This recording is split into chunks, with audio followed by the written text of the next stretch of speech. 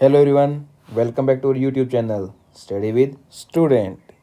सो आज 12/04/2024 की न्यूज़ और इन्फॉर्मेशंस हैं।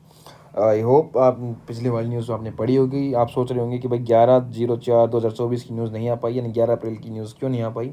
जो टेक्निकल इशू थे, कुछ टेक्निकल इश्यूज थे, उनके कारण वो वीडियो अपलोड नहीं हो पाई। मतलब वीडियो तो बन गई थी पर कुछ टेक्निकल इशू ऐसे आ गए जिनके कारण वो वीडियो मैं अपलोड नहीं कर पाया। तो कोई नहीं, एक दिन की स्किप ऐसे भी चलता है, वैसे भी एक दिन की चीटिंग तो चलती है। कोई नहीं, अब हम करते हैं आगे से, ऐसा देखते हैं, ट्राई करेंगे कि ऐसी गड़बड़ ना हो या इसको सोल्व कर देंगे। अगर आगे कभी फिर हुई गड़बड़ तो सोल्व किया जाएगा। आप बने रहें, साथ रहें, यही सबसे बेस्ट है। तो आइए हम शुरू करते हैं। तो पहली न्यूज़ जो हमारी आई है वो आई है रसिया से। ये आप देख रहे हैं भाई, रशिया आजकल बहुत ज़्यादा, तो आपको पता है रशिया का कॉन्फ्लिक्ट चल रहा है, वो चल रहा है, किसके साथ चल रहा है भाई? यूक्रेन के साथ चल रहा है।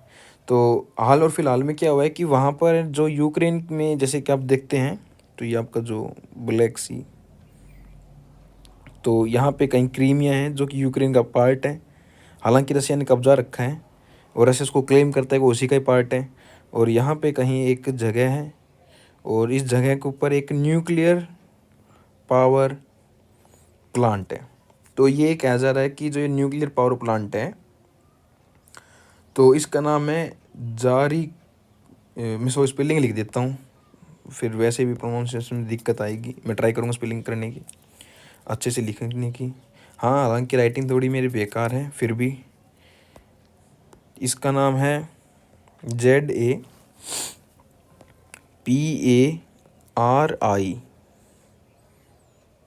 ZAPARI ZHZHIA। आप ये जो भी देख रहे हो, ये इसका नाम है पर्टिकुलर। तो जो भी आप समझ सकते हो, यही इसका नाम है। शायद मिस्टेक हो गई है, ये डबल बात कर दिया। तो इसका नाम ये है जो न्यूक्लियर, यानी कि जापारीजिया। तो जापारीजिया जो, या जिसको आप जो प्रोनाउंस करें, तो ये एक पर्टिकुलर न्यूक्लियर पावर प्लांट है जो कि यूक्रेन और रसिया दोनों के, जो क्रीमिया एक राज्य है, उनका प्रांत है, उस क्रीमिया के ऊपर कहीं लोकेटेड जगह पे। तो हुआ क्या कि संडे को, जो आपको पता है जो पिछला संडे है, उसको क्या हुआ कि उस संडे को है ना, यहाँ पर अटैक हो गया इसके ऊपर, इस पर्टिकुलर न्यूक्लियर पावर प्लांट पे अटैक हो गया। तो अब रसिया कह रहा है कि ये मेरा ही राज्य है जहाँ मैं हूँ, तो मैं सेल्फ पर अटैक क्यों करूँगा। और यूक्रेन का कहना है कि ये रसिया का एक प्रोपेगेंडा है, कि रसिया अपने आप को सॉफ्ट कॉर्नर दिखाने के लिए सेल्फ अटैक कर रहा है, यानी कि रसिया अपने बचाव के लिए सेल्फ अटैक कर रहा है। तो ये इनका कहना है, इस कॉन्फ्लिक्ट चल रही है। ये एक, आपको बस ये पता होना चाहिए कि जो पावर प्लांट है ये कहाँ सिचुएटेड है, और ये जो यूरोप है ना आपका, उसका सबसे बड़ा पावर प्लांट है यूरोप का। तो power plant in the sense nuclear power plant, nuclear power plant आप याद रखें। इसके अंदर टोटल साइज 6 यूनिट है, अगर मैं रॉन्ग नहीं हूँ तो साइज 6 यूनिट है इसके अंदर, जो कि वर्किंग फेज़ के अंदर है। और ये ही आज की न्यूज़ थी जो वहाँ से आई थी। तो बस आपको याद करने के लिए मैंने बताया कि एक छोटा सा है, याद नहीं, आप अगर ध्यान भी रख लेंगे तो भी आप सही कर दे देंगे, क्योंकि जो करंट अफेयर्स होते हैं उनको यही देखा जाता है कि अगर किसी बंदे को ध्यान भी है तो भी वो अटैम्प्ट कर देता है। तो चलिए नेक्स्ट आते हैं सुप्रीम कोर्ट से। तो सुप्रीम कोर्ट ने क्या किया, डिक्लाइन कर दिया, मना कर दिया। किसको? जो आपकी पतंजलि कंपनी है, पतंजलि जो रामदेव, जिनके ओनर तो नहीं कहेंगे उनको, एज ए वो उनके जो मेंबर हैं, उनकी टीम के हैं, जो भी उनको कहेंगे, तो उनकी जो पतंजलि है, तो वो कंपनी है। तो उसके ऊपर क्या हुआ, उनको डिक्लाइन किसके लिए कर दिया? अपोलॉजी, यानी कि माफ़ी, यानी कि जो एपोलॉजी, रफ करना पड़ेगा भाई, तो इसके लिए उन्होंने मना कर दिया, अपोलॉजी के लिए उन्होंने मना कर दिया कि कोई माफ़ीनामा नहीं दिया जाएगा। तो ये आपको पता है सुप्रीम कोर्ट के अंदर केस चल रहा है। और केस क्या है, केस इसी के ऊपर बहाल है, इसी के ऊपर चल रहा है कि जो मिस लीडिंग है, यानी कि मिसलीडिंग क्या है कि जो जैसे कि रामदेव जी कह रहे हैं कि उनके पास कोरोनाविल है जो कोरोना को मार देगी, या उनके पास ऐसी ऐसी दवाइयाँ हैं जो कि उन बीमारियों को वो ख़त्म कर देगी या बीमारियों को क्योर कर लेगी, आपको उनसे बीमारी से दूर रखेगी। पर इस कोई भी इनमें से दवाई मेडिकली प्रूवन नहीं है, यानी कि कोई भी दवाई मेडिकली प्रूवन नहीं है, किसी लैब ने सर्टिफाइड नहीं कर रखी है। और उसके बाद भी जो कंज्यूमर जा रहे हैं, आप और हम हैं जो उनके कंज्यूमर, या कोई अनदर उनका कंज्यूमर है, तो वो यही ये चीज़ सोचता है कि भाई उनकी शायद मैगी बेकार है, और जो पतंजलि प्रोडक्ट बना रहा है मैगी के जैसा ही, जो रेलेवेंट मैगी के जैसा है, तो वो शायद अच्छा है कि उसके अंदर आटा है, ये है वो है, तो वो अपने आप को बस एक सेफ दिखा रहे हैं। तो ये क्या कर रहे हैं, एक तरीके से समाज को मिसगाइड कर रहे हैं, मिसलीडिंग कर रहे हैं, ये एड्स गलत प्रोपेगेंडा फैला रहे हैं। तो इनके ऊपर सुप्रीम कोर्ट ने याचिका डाल रखी थी कि भाई आप अपने सॉरी, सुप्रीम कोर्ट में किसी ने याचिका डाली थी और उस याचिका के ऊपर इनको काम किया जा रहा है। तो उसी के ऊपर इन्होंने अपोलॉजी मांगी, इन्होंने माफ़ीनामा मांगा, और पर सुप्रीम कोर्ट ने कहा है कि नहीं, ये सिर्फ गलत हैं तो गलत हैं, आप ऐसे माफ़ी मांग कर पीछे नहीं भाग सकते, आप ऐसे माफ़ी मांग कर हट नहीं सकते। तो अगली जो न्यूज़ आई है वो आई है JNU से।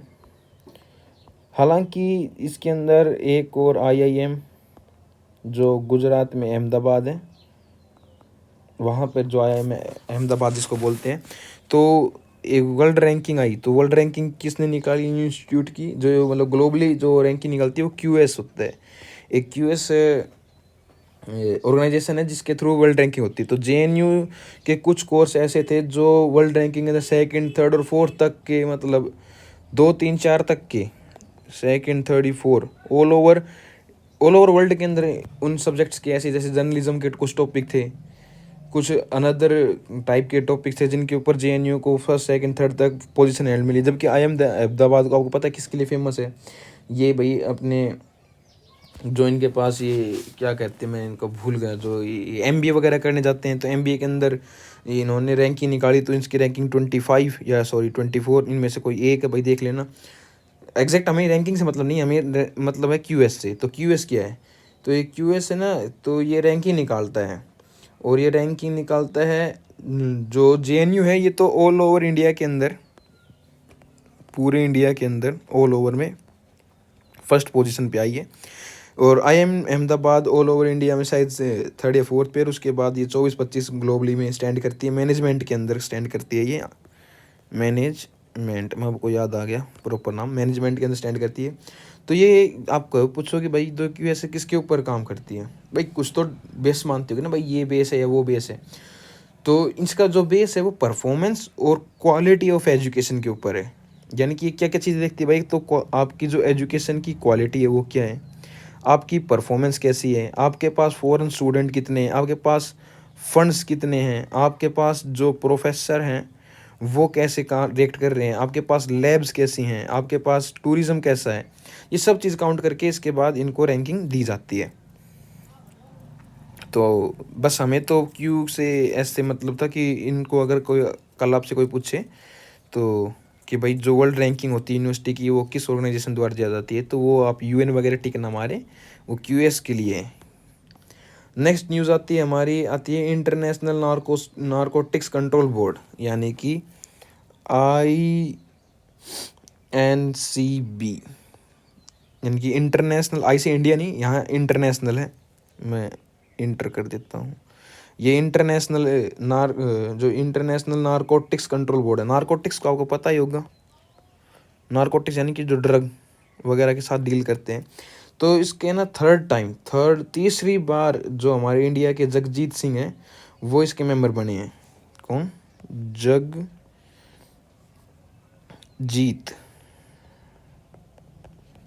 जगजीत सिंह, जो जगजीत सिंह है वो इसके मेंबर बने हैं। और कौन से बार? तीसरी बार। तो ये कब बनी थी? ये बनी थी 1967 के अंदर बॉडी बनी थी। ये पूरे ग्लोब के अंदर ये देखती है कि कहीं कोई ड्रग्स का गलत यूज़ तो नहीं हो रहा, जो हम दवाइयाँ ले रहे हैं दे रहे हैं उनका यूज़ तो नहीं हो रहा, या फिर कोई ऐसे पदार्थ तो कोई एक देश दूसरे देश को सप्लाई नहीं कर रहा जो बैन है, जैसे कि कहीं चरस, गांजा, अफीम इत्यादि जो भी ड्रग के प्रोडक्ट हैं उनको कोई सप्लाई तो नहीं कर रहा है। तो इनके ऊपर पूरा कंट्रोल करने के लिए ये बनाई गई है ये बॉडी है जो काम करती है। तो इसके जगजीत सिंह जो हमारे इंडिया के ओरिजिन के, वो इसके मेंबर बने हैं। हाँ, इसके अंदर आप ये याद रखिए, हाँ भाई, टोटल इसके अंदर 13 मेंबर होते हैं, लगभग 13 मेंबर होते हैं। ये 13 मेंबर की कमेटी होती है। तो इसमें इलेक्शन हुआ था और वहाँ वो उन्होंने परफॉर्मेंस किया। अब आती है हमारी नेक्स्ट न्यूज़ आ रही है वेस्टर्न घाट। आपको पता है कि जैसे कि ये मैं मानता हूँ इंडिया, ये उधर उड़ीसा वगैरह, तो जो आपको पता है ये वेस्टर्न घाट जो लोकेटेड है इस तरफ नीचे की तरफ, ये इनको वेस्टर्न घाट बोलते हैं। यहाँ पे कुछ पहाड़ियाँ हैं। तो ये वेस्टर्न घाट में है ना, एक ट्राइब्स रहते हैं, ट्राइब्स या कास्ट मान लीजिए, जो पर्टिकुलर जो ट्राइब्स या कास्ट हैं, तो उनकी बात हो रही है कि भाई उनके जो अधिकार है वो उनसे छीनने जा रहे हैं, उनको प्रॉपर उनके अधिकार नहीं मिल रहे हैं, उनके जो अधिकारों की अवहेलना की जा रही है, या ना वहाँ की पुलिस कोई काम कर रही है, ना वहाँ का डिपार्टमेंट इतना अच्छा परफॉर्म कर रहा है, या फिर जो वहाँ लोग हैं वो उतने मतलब विकसित नहीं हो पाए जितने होने चाहिए थे। तो उस ट्राइब का नाम है जेन्नू। तो जो जेन्नू है वो, तो उसका मतलब होता है हनी, शहद। और जो कास्ट का नाम है उनका नाम है खुम्बा। खुम्बा जो कास्ट है उनका नाम है, और इसको पूरी को हम क्या कहेंगे, जे के कम्युनिटी। तो जे के कम्युनिटी जो वेस्टर्न घाट के ऊपर है, मेनली हनी प्रोडक्शन के लिए। आप बस इतना याद रखिए कि कभी का आपसे कोई प्रश्न पूछे कि जेन्नू जो है या फिर जेन्नू खुम्बा कम्युनिटी है, तो वो किससे रिलेट करती है, तो वो रिलेट करती है वेस्टर्न घाट से। या वेस्टर्न घाट की तरफ आपको पूछे कौन कौन सी कम्युनिटी जो प्रसिद्ध रही है हाल और फिलहाल न्यूज़ के अंदर, तो आप उसको ट्रिक मार सकें हैं जेन्नू। और जेन्नू मतलब शहद। तो इनका मेन आपको पता होगा इनकी इकोनॉमी किस पे डिपेंड करती है, इनकी इकोनॉमी शहद के ऊपर ही डिपेंड करती है, इसी के ऊपर इनका नाम भी है। तो हम बताता हूँ एक अलग, वेम्पायर। आपने वेम्पायर तो सुना ही होगा नाम, तो इसके साथ आप वीडियो जोड़ दीजिए। तो एक वेम्पायर वीड मिली है। मिली क्या है, अफ्रीका में एग्जिस्ट करती है ये। तो ये क्या है कि राइस होते हैं ना हमारे पास, जो चावल होते हैं, तो उनके ऊपर है ना ये वीड है। तो ये जहाँ वीड ये ग्रो करेगी उसको राइस ग्रो नहीं करने देती है, और इससे ना लॉस हो जाता है, राइस के अंदर बहुत सा लॉस हो जाता है, उठाना पड़ जाता है। तो हाल और फिलहाल के अंदर देखा गया कि भाई अफ्रीका के अंदर है ना 82 बिलियन $US का नुकसान हुआ इनको। अफ्रीका की जो कुछ कंट्रियां हैं, केनिया वगैरह, सोमालिया वगैरह, और इनसे नीचे लिबनान, और ये जो हैं, मैं एक दिन आपको मैप भी अच्छे से पढ़ाऊंगा, और आपको की कंट्री का नाम भी याद ऐसे करवा दूंगा कि यदि आप कोई इंटरनेशनल व्लॉग देखते होंगे किसी का भी यूट्यूब पे, तो भी आपको कुछ कंट्री का नाम तो वैसे याद होगा। तो इनके पास ये, तो आपसे कोई पूछेगा तो वो ये पूछेगा कि भाई वेम्पायर वीड हाल और फिलहाल में न्यूज़ में रही, तो किसके लिए है, तो वो राइस के लिए। अब हम चलते हैं हम नेक्स्ट न्यूज़ की ओर। मैं रिलेवेंटली जो न्यूज़ है वो जल्दी जल्दी कवर करने की कोशिश करता हूँ, और जल्दी जल्दी से आपको याद करवाने की कोशिश भी करता हूँ, ताकि कम से कम समय में अच्छी क्वालिटी, जो कि हमारा पहला उद्देश्य रहा है। हम चलते हैं हम अगले की। तो जो हाल और फिलहाल ने सी डोम, आपको आयरन डोम का तो पता ही होगा, आई होप, आयरन डोम।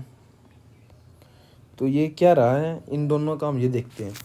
तो आयरन डोम आपको पता है इसराइल है, तो ऐसे ही इसराइल ने एक सी डोम और लॉन्च कर दिया है। तो आयरन डोम है, तो ये अब इतना समझिए कि भाई इसके अंदर जो 3 यूनिट होती हैं आपको पता है, ए, बी और सी।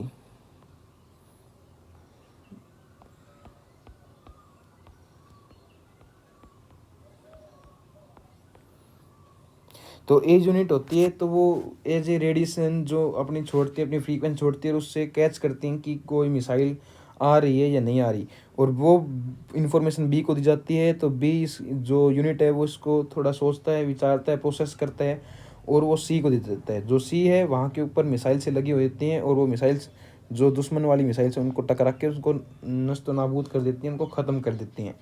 तो इसी तरीके से आयरन डोम चलता है। तो ये आयरन डोम है। तो अभी हाल और फिलहाल में क्या हुआ कि जो सी डोम है, तो ये सी का मतलब सी ही है, समुंदर। तो जो वहाँ है,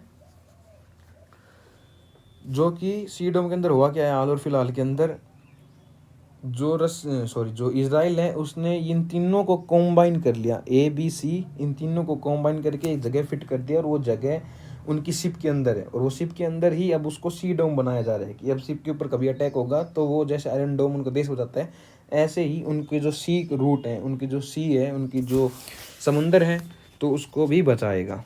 तो यही हाल और फिलहाल में न्यूज़ के अंदर है। खैर ये तो आप कभी आपसे कोई पूछेगा कि भाई सी डोम कहाँ लॉन्च हुआ है, तो आप बता भी देंगे आयरन डोम को एग्जांपल में ध्यान रखते हुए कि भाई सी डोम भी वहीं किया गया होगा। बस आपसे पूछेंगे तो यही पूछेंगे कि जो सी डोम है वो किसके जैसे कहाँ बिहेव करता है। वो आयरन डोम की एक फिक्स यूनिट होती है।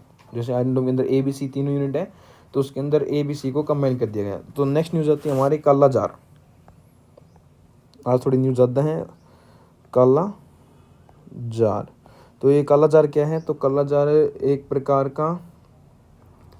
प्रकार की बीमारी है, एक प्रकार की डिजीज़ है। तो ये डिजीज़ क्या काउज करती है? तो भैया आपको जो डिजीज़ को काम करने वाला कौन, देखो मैं इसका एग्जांपल देता हूँ। आपने KLP कॉलेज जो नियर बाई मेरे यहाँ पढ़ते हैं, तो KLP कॉलेज आपने सुना होगा भाई। KLP कॉलेज रिगार्डिंग तो इसी से याद कर लीजिए। K फॉर काला जार और L फॉर लीसमानिया। P को छोड़ दीजिए, आप P को ब्लैंक कर दीजिए। तो KLP जो कॉलेज है, सॉरी KPL लिख दिया मैंने, KLP जो ये KLP तो कालाजार लीसमानिया, तो ये स्लीपिंग सिकनेस काम करता है। इनकी बीमारी होती है, उसको हम क्या कहते हैं? स्लीपिंग सिकनेस हो जाती है, जिससे इसको हम डम फीवर भी कह देते हैं। और ये सैंड फ्लाई फैलाती है, शायद मैं गलत नहीं हूँ तो इसको डम फीवर ही कहते हैं। और सैंड फ्लाई इसका जो स्प्रेड करती है वो सैंड फ्लाई करती है। और जो इसका पैरासाइट है वो इसका पैरासाइट लीसमानिया है। बीमारी का नाम कालाजार है। और हाँ ये ना सेकंड नंबर पर है पूरे। जैसे फर्स्ट के ऊपर आपको पता है कि मलेरिया से डेथ होती है, तो सेकंड नंबर पे कालाजार से डेथ होती है। ये याद रखिएगा, ये सेकंड नंबर पे डेथ कोजिंग है कालाजार लीसमानिया, आप इसको याद रखिएगा।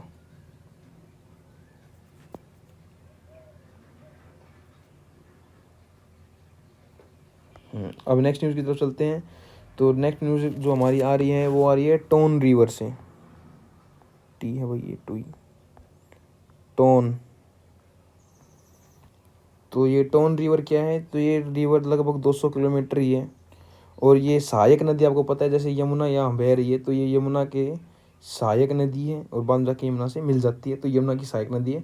यदि हाल और फिलहाल में न्यूज़ में क्यों है कि टोन जो रिवर है उसके ऊपर कुछ बांध बनाए जा रहे हैं।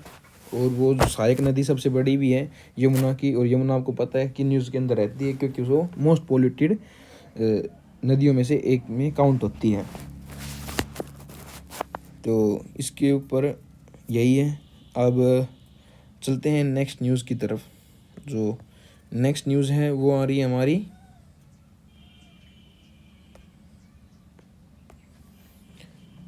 लेवेंडर फार्मिंग से। तो अभी हुआ क्या कि जो लेवेंडर आपको पता है ये खुशबूदार पौधा होता है, जिसके फूल लगते हैं खुशबू होते हैं। तो इसकी वजह से जो जम्मू कश्मीर है ना, उसके किसान यानी कि फार्मर वो क्या बन गए? बिजनेसमैन। एक अच्छे खासी बिजनेसमैन बन गए। क्या है कि जो लेवेंडर है ना वो यूरोप की कंट्री के अंदर उगाया जाता है ज़्यादातर, वहाँ उसकी खेती होती है। और आपको पता है कि ये जो लेवेंडर है तो ये खुशबूदार पौधा होता है। तो इसको ना इंडिया के अंदर इंट्रोड्यूस किया गया था। और इसको मेनली जो ये ठंड के इलाके में होता है, तो इसको कश्मीर में इंट्रोड्यूस किया। तो इसकी हाई डिमांड होती है इंडिया के अंदर और वैसे भी, क्योंकि जो लेवेंडर है ना उसका जो कॉस्मेटिक है ना प्रोडक्ट्स, उसके अंदर बहुत ज़्यादा यूज़ है लेवेंडर का। तो बस यही न्यूज़ रही है कि भाई जो लेवेंडर है आपका वो कैसे क्या है और क्या काम करेगा। तो अभी यही न्यूज़ है। हम चलते हैं अब नेक्स्ट न्यूज़ की ओर। अपनी जो नेक्स्ट न्यूज़ आ रही है हमारी वो आ रही है DGTR से। तो आप ये पूछे भाई DGTR है क्या, ये क्या काम करती है, ये है क्या चीज़? तो हम पढ़ते हैं पहले DGTR। तो ये क्या है कि एक ये ऑर्गेनाइजेशन है जो इंडिया के अंदर है। तो ये क्या करती है? Anti dropping duty. देखो इसका पहले मैं बता देता हूँ क्या है। डी से मतलब है डायरेक्टरेट और G जनरल, T ट्रेड और R रेमेडीज़। तो ये क्या है? Directorate general trade remedies. तो ये क्या करती है, एक तरीके से ना जो प्रोडक्ट इंडिया के अंदर आ रहे हैं और जा रहे हैं उनके ऊपर निगाहें रखती है, नज़र रखती है। तो ये क्या है कि इसके अंदर हाल और फिलहाल में हमने देखे जो सोडियम साइनाइड है, जिसका NaCN फॉर्मूला होता है, तो इसके ऊपर ना थोड़ा सा अब इसको क्या करा कि इसकी जो एंटी डोपिंग ड्यूटी होती है, यानी कि एंटी डोपिंग ड्यूटीज़ वो बढ़ा दी, इंक्रीज़ कर दी। यानी कि जहाँ पर ड्रॉप किया जाएगा तो उसकी ड्यूटी बढ़ा दी, उसके फीस बढ़ा दी। क्यों बढ़ा दी? क्योंकि जो जापान है, चाइना है, साउथ कोरिया है, तो ये क्या कर रहे हैं कि ये बहुत ज़्यादा अमाउंट में NaCN इंडिया के अंदर भेज रहे हैं, और ये बहुत घातक चीज़ है। जो आप देखते हैं ना कि जो पेस्ट कंट्रोल होते हैं हमारे, लगभग जितने भी पेस्ट कंट्रोल होते हैं, जो सल्फास आपको बोलते हैं, तो जो उनके अंदर भी ये बहुत हाई अमाउंट में मिलता है, और ये मतलब डेथ कोज कर सकता है। ये ऐसे आपको एज मार्केट में मिलेगा भी नहीं, ये बहुत ही कम जगह के ऊपर मिलता है। तो इसके ऊपर इम्पोर्ट ड्यूटी बढ़ा दी, क्योंकि ये इंडिया के अंदर बनता है, उसके बाद इंडिया के प्रोडक्ट बिक नहीं रहे, चाइना सस्ते में बना के जल्दी जल्दी सप्लाई कर दे रहा है, जिससे क्या होता है कि इंडिया के प्रोडक्ट ही इंडिया में नहीं बिक पा रहे। तो ये तो बहुत ख़राब बात हो जाती है। इस वजह से DGTR इसको कंट्रोल करती है। तो बस आपको DGTR याद रखना है कि DGTR कहाँ काम करती है, डायरेक्टरेट जनरल ट्रेड रेमेडीज़ है इसके फुल फॉर्म, और ये काम करता है ट्रेड्स के ऊपर कि कब किसको एंटी ड्रॉपिंग, जो एंटी ड्रॉपिंग है उसके ऊपर कंट्रोल करके रखता है। तो रिलेवेंटली यही न्यूज़ है। और जो हम आगे चलते हैं अपनी न्यूज़ की तरफ, तो हम चलते हैं अब चलते हैं आर्टिकल्स की तरफ। तो द हिंदू के अंदर 2 आर्टिकल आज हम दोनों को अच्छे से डिस्कस करते हैं, होप आपको अच्छा लगेगा। तो पहले क्या है कि होलिस्टिक अप्रोच किसके नाम पर आया है, होलिस्टिक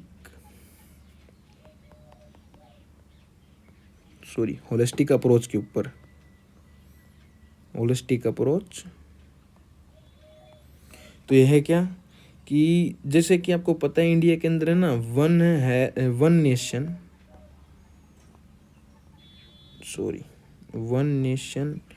वन हेल्थ प्रोग्राम चला है। तो ये है क्या, इसके ऊपर डिस्कस करते हैं। आप बस सुन लीजिएगा, इससे ही बहुत होगा। हम आपको ज़्यादा इसके डिटेल में नहीं ले जाएंगे, क्योंकि ये जो होते हैं मेनली ये सिविल सर्विस वगैरह के लिए ज़्यादा होते हैं।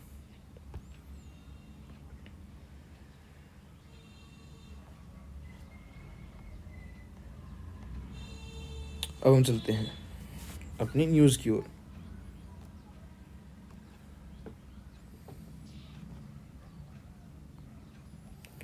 तो मैं शुरुआत करता हूँ।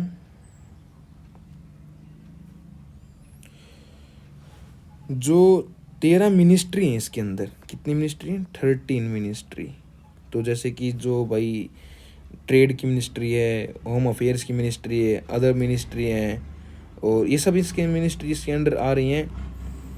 तो इन्होंने मिलके एक अप्रोच बनाई कि हम जैसे कोविड-19 की फाइट करने के लिए हम पीछे रह गए थे, ऐसी कभी कोई और सिचुएशन पैदा हुई इंडिया के अंदर तो हम उसे लड़ पाएँ और उनको अच्छे से समझ पाएँ, उनके ऊपर एक्ट कर पाएँ, काम कर पाएँ। तो इनके लिए 13 जो ये हैं, इन्होंने नेशन वन हेल्थ प्रोग्राम बनाया, जो 2022 के अंदर PM ऑफ इंडिया ने लॉन्च भी कर दिया है। तो ये ना देखने में तो बहुत अच्छी बातें हैं, ये ऊपर ऊपर जो कागज़ों में लिख रखे हैं, जो आपकी जो ये किताबों में लिख रखे हैं, ये अच्छी लग रही हैं। पर इसी के ऊपर जो हमारे जो आज के एडिटर रहे हैं या फिर जिन्होंने ये आर्टिकल लिखा है, तो उनका क्या कहना है, उनकी बातें सुनते हैं। तो उसके अंदर कहा उन्होंने कि हमें फोकस करना चाहिए किसके ऊपर, R&D, रिसर्च एंड डेवलपमेंट पे फोकस करना चाहिए सबसे ज़्यादा। वहाँ फंड क्रिएट करने चाहिए, उनको फोकस करना चाहिए, उनको फंड कि ये नहीं है कि भाई आप वन मिशन प्रोग्राम तो बना दिया जाए, उसके बाद आप काम ही ना करो। तो ये सब कुछ उसके ऊपर बताया गया। अब हम चलते हैं नेक्स्ट के ऊपर कि भाई दूसरा क्या कहना है कि उन्होंने कहा कि जितनी भी कंपनी है प्राइवेट, यानी कि PVT, या जो LTD, जो गवर्नमेंट लिमिटेड है, प्राइवेट लिमिटेड हैं, उन सब को एक साथ बुलाए। आप ये देखना कभी भी जो आर्टिकल लिखे जाते हैं उसके अंदर बहुत ज़्यादा बातें हो रही हैं 2 चीज़ के ऊपर, R&D और जो आपकी जो प्राइवेट और जो गवर्नमेंट सेक्टर है उनके मिक्सअप के बाद। तो इससे हम क्या लिख रहे हैं भाई, इस चीज़ से हम किस तरफ जा रहे हैं, इस तरह से हम जा रहे हैं, हमारी समाजवादी से ज़्यादा कम्युनिस्ट की जो हमारी जो सोच होती है, कम्युनिस्ट जैसे, कम्युनिस्ट तो मैं नहीं कहूँगा, कम्युनिस्ट तो अलग ही चीज़ हो जाएगी, पर मैं ये कहूँगा कि जैसे कि दो प्रकार की गवर्नमेंट आपने पढ़ी होंगी कि भाई एक वो गवर्नमेंट है जो पूंजीवादी तो बोलते हैं, जिनको जो अमेरिका स्टाइल गवर्नमेंट है, एक रशियन स्टाइल गवर्नमेंट होती है। रशिया के अंदर क्या है कि भाई एक आम लोगों को फ़ायदा दिखाए, किसानों को फ़ायदा दिखाए, और जबकि पूंजीवादी के अंदर है वो होता है कि भाई जितने मेहनत करोगे उतना फल पाओगे, इससे कोई मतलब नहीं है कि आप क्या हो क्या नहीं, जितना मेहनत करोगे उतना फल मिलेगा। जबकि उसके अंदर ये अप्रोच होती है कि भाई हर समाज को अपने साथ लेके चलना है, हर व्यक्ति को साथ लेके चलना है। तो ये दो तो हम टुवर्ड्स अमेरिकन ज़्यादा हो रहे हैं, जिसका हमें दिख रहा है कि प्राइवेट लिमिटेड और इन दोनों का इंटरमिक्सिंग, यानी कि सरकारी और गैर सरकारी, गैर सरकारी तो नहीं बोलेंगे उसको, जो सरकार क्षेत्र से बाहर हैं, तो जो कंपनियां हैं उनको और जो सरकारी कंपनी है उनको, दोनों को हम एक साथ लाएं और उनको काम कराएं। इसके अंदर हम एक एआई का यूज़ करें, जो आज के दिन में सबसे ज़्यादा चल रही चर्चाओं के अंदर कि भाई एआई से हमें डाटा अच्छा मिले, या फिर ये कहा गया कि जो भाई हेल्थ सर्वेज जो होते हैं उनको अच्छे से ट्रीट किया जाए, दोबारा सर्वेज किए जाएं हेल्थ के। इंडिया के अंदर पॉपुलेशन बहुत इंक्रीज कर रखी है, या सॉरी कर रखी क्या है, हो गई है, तो ये इन सब के ऊपर काम किया जाए। तो ये रिलेवेंटली बहुत ही हाई ऑफ है। बस आप ये याद रखें कि वन नेशन वन हेल्थ के अंदर 13 मिनिस्ट्री आती हैं, और ये 2022 के अंदर 2022 में लॉन्च किया गया था Damodar Narendra Modi PM of India के द्वारा। अब हम चलते हैं हमारी नेक्स्ट न्यूज़ की तरफ। तो नेक्स्ट न्यूज़ आपको पता है, सेम मैंने पहले भी आपको बताया था कि श्रीलंका और इंडिया के बीच में एक आइलैंड है जो इंदिरा गांधी जी ने भाई श्रीलंका को दे दिया था कि भाई इसको आप रखिए, पर कुछ शर्तों के साथ। तो शर्तों में अंदर ये था कि भाई जो हमारे फिशर्समैन है, जो तमिलनाडु फिशरमैन है, तो उसका नाम क्या है, पहले तो आइलैंड का नाम देखते हैं, कच्चा तीबू आइलैंड। कच्चा तीवू आइलैंड है। तो ये आइलैंड क्या है, ये मान ली इंडिया, ये आपका थोड़ा सा श्रीलंका मान लीजिए, इस टाइप का है लगभग, भाई थोड़ा देख लेना, और यहाँ पे कहीं लोकेटेड है ये एक बॉर्डर। तो ये क्या है कि ब्रिटिश ने, मैंने आपको हिस्ट्री पढ़ाई थी कि भाई ब्रिटिश ने इसको एज बॉर्डर माना था between the Sri Lanka and India, ये इंडिया और ये श्रीलंका। तो ये है क्या कि भाई मैं आपको बताता हूँ कि क्या है कि जो श्रीलंका है ना, तो उसकी तरफ जो फिशिंग होती है, तो उसके अंदर जैसे कि दो प्रकार की फिशिंग आपको देखनी पड़ेंगी भाई। एक तो क्या है कि जैसे आपका समुद्र मान लीजिए, और इसके ऊपर जैसे आपने जाला छोड़ा और मछली पकड़ ली। एक होता है कि भाई आपकी बोट है, आपके पास एक बोट है प्रॉपर, तो आपने क्या करेंगे, अब इससे एक जाल निकालेंगे और इसको छोड़ देंगे, और आपका जाल पीछे से ऐसे बड़ा होता चला जाएगा, बड़ा होता चला जाएगा, और जो भी इसके अंदर जा रहे हैं समुद्र के साथ साथ वो सब कुछ इसके अंदर चला जाएगा। इसके अंदर मछलियाँ नहीं, समुद्र के सभी चीज़ें चली जाएंगी। ये आपकी बोट मान ली, ये फॉरवर्ड मूविंग, तो ये इसकी सभी चीज़ें अंदर की तरफ चली जाएंगी, और जिससे कि मतलब ये कहेंगे कि भाई बहुत ज़्यादा नुकसान होता है समुद्र का, क्योंकि ज़रूर फिश के साथ भाई स्नैक्स भी जा रहे हैं, कछुए भी जा रहे हैं, और सी ग्रासेस भी जा रही हैं, सी वीड्स भी जा रहे हैं, सब कुछ जा रहे हैं। तो ये बहुत ही ख़राब चीज़ है। तो क्या कहें, श्रीलंका ने इसको बैन कर रखा है, बट इंडिया ने इसको अभी बैन नहीं किया। तो ये क्या है कि कच्चा तीवू आइलैंड की तरफ जब हमारे जो तमिलनाडु के फिशरमैन वो जाते हैं, तो जब वो उसके ऊपर रेस्ट करते हैं तो उसको श्रीलंका वाले पकड़ ले जाते हैं, और इधर जो इंडिया है वो इंडिया जाते हैं इसके ऊपर रेस्ट करने के लिए, और जब ये तो रेस्ट करके वापस आने की कोशिश करते हैं तो नहीं आने देते, और उनको पकड़ के वापस श्रीलंका ले जाते हैं। तो इसके ऊपर ये कहा गया है कि भाई जो मोदी जी उन्होंने कहा है कि भाई जो इसको रीडिमांड किया है कि भाई ये हमारा था और हमें वापस देना चाहिए, और श्रीलंका ने इसको रिफ्यूज़ कर दिया। नहीं, इन्होंने कहा कि ये आपका था अब नहीं है, पर ये था जब था अब आपका नहीं है। तो इसके ऊपर आर्टिकल लिखा गया है कि भाई क्या करें। तो इसके ऊपर जो इसको है ना एक स्टेट बोलते हैं, पाकवे स्टेट। तो ये क्या है कि उन्होंने कहा है कि जो हमारे आर्टिकल जिन्होंने लिखा है तो उन्होंने कहना है कि इसको है ना हमें बॉर्डर नहीं देखना चाहिए, इसको हमें एज ए पाथ देखना चाहिए। ये बॉर्डर नहीं है, ये पाथ है। पाथ किसका, ये पाकवे का पाथ था पहले, कि इसको है ना हम श्रीलंका और इंडिया के बीच के एक पाथ मानने, एक रास्ता माने, ना कि एक बॉर्डर एक दीवार मानने। पहले इन्होंने ये कहना है। दूसरा कि इंडिया के पास जो फिशरमैन हैं उनके पास जो भाई जो टेक्निक और टूल श्रीलंका ने बैन कर रखे हैं, तो भाई इंडियंस के जो इंडिया के तमिलनाडु के जो मेनली फिशरमैन हैं उनके बैन कर दिया जाए भाई, इंडिया के अंदर वो भी बैन किया जाए, उनको टूल और टेक्निक अच्छी प्रोवाइड किया जाए, ये भी उनका कहना है। ये उनका कहना है कि we also take step to ban the fishing equipments that went in the Sri Lanka and let open the doors between Tamil Nadu and the fisherman. और हम अपने दरवाजे खोलते हैं जब यहाँ का श्रीलंका का तमिल स्पीकिंग और जो श्रीलंका का तमिल स्पीकिंग हो गया, जो इंडिया का तमिलनाडु का जो तमिल स्पीकिंग है, जब दोनों मिलेंगे तो उनके अंदर भाईचारा बढ़ेगा, एक लाइवलीहुड बढ़ेगी। तो इसी का अंदर कहना है कि भाई ये ऐसे कॉन्फ्लिक्ट नहीं करने चाहिए और ये सब कुछ ऐसा नहीं होना चाहिए। बस आपको याद करने के लिए तो इतना है कि भाई जो ये आपका कच्चा तीवू आइलैंड है ये कहाँ सिचुएटेड है, ये इंडिया और श्रीलंका का बीच में सिचुएटेड है। As you know all that at last, thank you.